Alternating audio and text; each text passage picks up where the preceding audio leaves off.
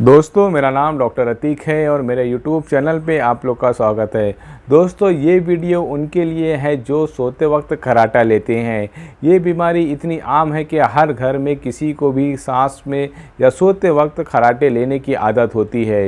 ये खर्राटे की बीमारी ऐसी होती है कि जो सोता है उसको तो पता नहीं होता है, लेकिन उसके बाजू में अड़ोस पड़ोस में सोने वाले को बहुत दिक्कत होती है।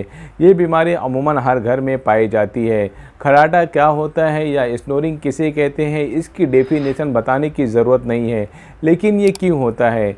हमारे जो तलवा होता है जिसे हम पैलेट कहते हैं, उसके ऊपर एक पर्दा होता है। ये पर्दा जब हम खाना खाते हैं या जो हम सांस लेते हैं वो ट्रैकिया में आने जाने से खाने को और सांस को अलग करता है। यानी कि जब हम खाना खाते हैं तो ये पर्दा ऊपर हो जाता है, जिससे हमारा खाना ट्रैकिया या सांस की नाली में नहीं जाता है। इसी तरह जब हम सांस लेते हैं तो फिर वो ग़िज़ा जो है, हमारा खाना जो होता है उसको अलग कर देता है और हवा को हवा की नाली में डालता है और खाने को खाने के नाली में डालता है। लेकिन जब हम सोते हैं तो ये इतना लूज़ हो जाता है जिसकी वजह से ये सांस की नाली पे जाके गिरता है, और जब हम सांस लेते हैं तो उसको वाइब्रेट होता है और इसकी वजह से हमारे को स्नोरिंग की आवाज़ आती है।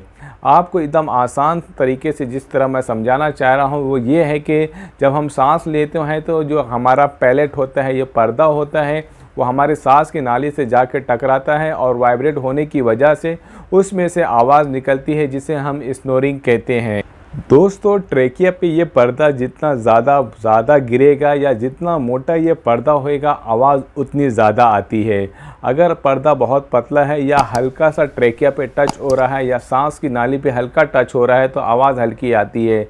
लेकिन अगर इस पे बहुत ज़्यादा ज़ोर पड़ा रहा है या सांस की नाली को दबा रहा है तो जिसकी वजह से बहुत ज़्यादा आवाज़ आती है, या फिर मरीज़ सोते सोते अगर सांस भी फूलने की शिकायत करता है, या फिर मरीज़ ऐसा कहता है कि जब मैं सोता हूँ खर्राटा लेता हूँ तो मेरी सांस फूलने लगती है, क्योंकि ये सांस की नाली को बंद कर देता है। इसी वजह से मरीज़ को सांस फूलने की भी शिकायत होती है, साथ में खर्राटे की आवाज़ भी आती है। दोस्तों अब मैं ये बताने वाला हूँ कि इसकी वजह क्या है। कभी कभी ऐसा होता है कि अगर मोटा हेल्दी आदमी है तो जिसकी वजह से उसका ये पर्दा मोटा हो गया हो, जब पोजीशन गलत होती है या तकिया बहुत छोटी है या फिर ऐसी पोजीशन में सो रहा है कि वो पर्दा सांस की नाली पे गिर रहा है, जब सांस की नाली पे गिरता है तो उसकी वजह से भी खर्राटे की आवाज़ आती है। या फिर अगर किसी को सर्दी खांसी बार बार हो गई है तो फिर वहाँ पर पर्दे में सूजन आ जाती है, उसकी वजह से भी आवाज़ आती है, जिसे हम स्नोरिंग कहते हैं। अगर आपके बच्चे के या आपके नाक के अंदर गोज़ बढ़ गया है, जिसे हम नेज़ल पोलैप्स कहते हैं, अगर उसमें गोज़ बढ़ गया है जिसकी वजह से ये रास्ता एकदम पतला हो जाता है जो पर्दे को ढकेलता है, तो पर्दा सांस की नाली पे जाके पड़ता है, जिसकी वजह से भी थ्रोट इन्फेक्शन होने की वजह से भी या फिर नेज़ल पोलैप्स होने की वजह से भी कभी कभी मरीज़ स्नोरिंग करता है। या अगर आपके टॉन्सिलाइटिस की शिकायत है, टॉन्सिल बहुत ज़्यादा बड़े हो गए हैं या फिर वहाँ पे इन्फ्लामेशन होने की वजह से ये ट्रैकिया को ऊपर ढकेल देते हैं और ये पैलेट जो होता है ट्रैकिया पे जाके टकराता है, उसकी वजह से भी आवाज़ आती है, स्नोरिंग की आवाज़ भी आती है। अगर आपका वज़न बहुत ज़्यादा है, आपको ओबेसिटी की शिकायत है, तो जिसकी वजह से आपका हिस्सा ज़्यादा चौड़ा हो गया है और सांस की नाली पतली हो गई है, उसकी वजह से भी आपको स्नोरिंग की आवाज़ आ सकती है।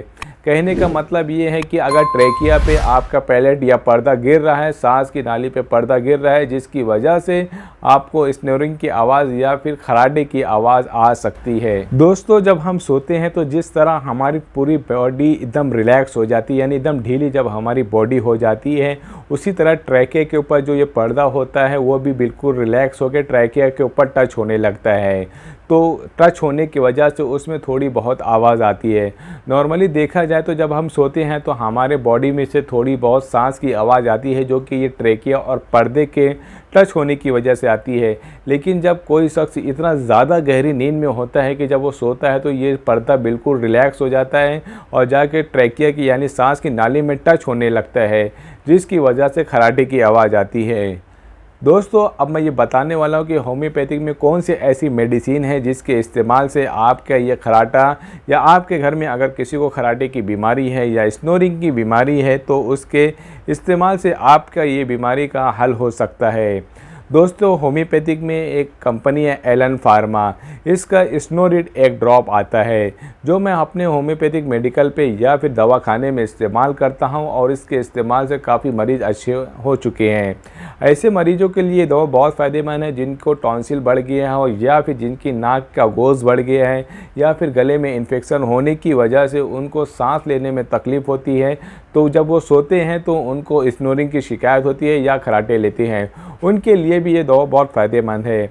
स्नोरिड ये एक ऐसी दवा है जिसके मुसलसल इस्तेमाल करने से आपको सांस में खराटे की या सोते वक्त खराटे की आवाज़ मुकम्मल तौर पर बंद हो सकती है। इस दवे के इस्तेमाल से जो पर्दा होता है उसमें स्टिफनेस या मजबूती आ जाती है। आपके अगर नाक का गोज़ बढ़ गया है उसको कम कर दिए। साथ में अगर आपको एलर्जी है या डस्ट एलर्जी है या कोई किस्म की एलर्जी है तो उसको भी ख़त्म करती है। अगर आपके गले में किसी किस्म का इन्फेक्शन है तो उसको भी ख़त्म करती है। टॉन्सिलाइटिस, अगर आपके टॉन्सिल बढ़ गए हैं तो उसको भी ये ख़त्म करती है। स्नोरिड को इस्तेमाल करने से आपके बहुत सारे जो बीमारी है वो सांस की नाली की बीमारी, हर तरह की बीमारी ख़त्म हो सकती है। स्नोरिड को आपको इस्तेमाल इस तरह करना है कि 1 कप पानी में बड़े आदमी जो 12 से 15 साल से बड़े हैं उनको 1 कप पानी में 15 बूंद डाल के दिन में 3 बार पीना है। लेकिन अगर आपके बच्चों को ये दवा देना है या छोटे बच्चों को देना है जो 10 से 12 साल से कम है तो उनको 1 कप पानी में 5 बूंद डाल के दिन में 3 बार आप खाना खाने से पहले इस्तेमाल करा सकते हैं। स्नोरिड में कम से कम 10 से 12 ऐसी दवाएं हैं जो हमारे बॉडी में बहुत अच्छी तरह काम करती हैं। इनमें ऐसी दवाओं का रिसर्च करके ऐसी दवाओं को एक पैटर्न बनाया गया है जो हमारे नाक के गोज़ को कम करती है, गले में इन्फेक्शन को कम करती है, थ्रोट के इन्फेक्शन को कम करती है, एलर्जी को कम करती है और साथ ही साथ हमारे नाक से लेकर गले तक की जो भी बीमारी है, सूजन है, उसको भी कम करती है। इसी तरह की वीडियो को देखने के लिए और ज़्यादा जानकारी जानने के लिए दोस्तों आप मेरे वीडियो को लाइक करिए, शेयर करिए और सब्सक्राइब ज़रूर कराइए।